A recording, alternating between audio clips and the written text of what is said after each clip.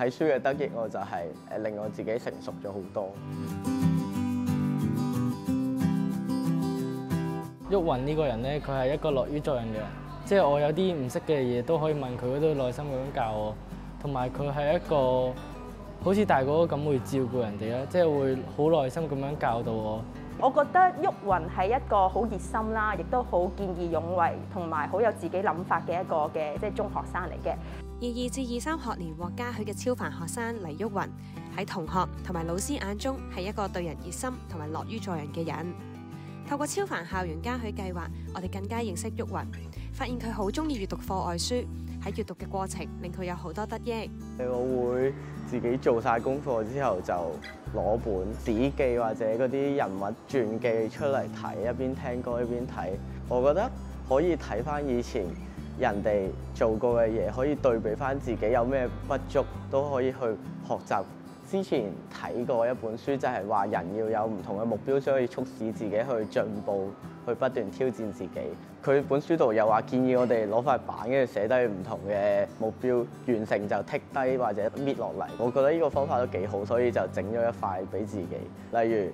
中一入學嗰陣時，我最中意嘅中史係成績唔太好嘅，但係中二之後我就覺得唔可以喎，自己中意嘅科目唔可以咁低分，至少高分翻少少。跟住就每堂都好認真咁樣做筆記，落堂都去問老師，成日睇埋啲課外嘅讀物啊，都會增加自己嘅見識。跟住到上考嘅時候，中史都有入到全級前10，所以都係不輕易放棄嘅一個事例咯。欣賞佢，其實我都好欣賞佢有一種毅力去學劍擊，佢係好俾心機去學嘅。好似嚟劍擊，佢早嗰排咧就上體育堂整親隻腳嘅，隻腳已經好腫，成個豬蹄咁啦，佢都要好堅持要去訓練去學咯。我覺得我叫佢你不如停1、2堂先啦，佢話唔得，唔可以咁㗎，我一定要去，即係隔下隻腳，佢都要去堅持佢個劍擊咯。相繼呢幾年都揾咗佢做班會嘅成員，最記得中意嘅時間，曾經都出現咗同朋友之間嘅衝突。咁當時覺得一個咁主動積極嘅同學仔，都可能喺成長嘅階段過程當中，交友啊、社交方面都棘住咗咁樣。到最嬲尾開咗一個嘅 class meeting 啦，去到大家檢討翻應該點樣先做得更加好呢？咁其實都發現佢都會好主動去到承認，可能佢當時候都有啲嘅時候做得唔好嘅。郁雲喺超凡學生會面上同評審分享，自己以前唔識得同朋友表達自己嘅感受，曾經因為學習嘅壓力將情緒發泄喺朋友身上。不過喺讀過超凡學生手記之後，令佢有所反思。最近好深刻嘅就係有一個篇章係講承諾同埋道歉嘅。承諾就係自己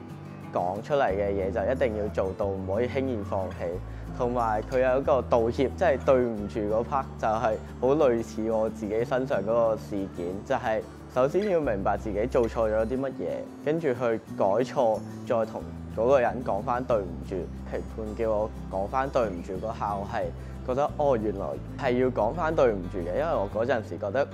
件事都過咗咁耐啦，佢應該都唔係好在意啊。但係評判令我覺得，就算過咗好耐，如果真係想同嗰個人做得耐朋友嘅話，都係要講翻對唔住嘅。同朋友道歉完之後，佢都同我講，其實你唔使咁負面情緒咯，即係唔使咁着緊於自己嘅成績，你已經係有去付出過，就一定會有收穫。就算短期內睇唔到，長期都會睇翻。我就 feel 到原來朋友係真係可以同自己並肩前進嘅，都會多咗傾訴咯。同朋友都係令我今年變得開朗樂觀咗嘅一個重要嘅部分。喺郁雲嘅分享裏面，我哋見到佢勇於面對自己嘅弱點，亦都為自己嘅行為承擔起責任。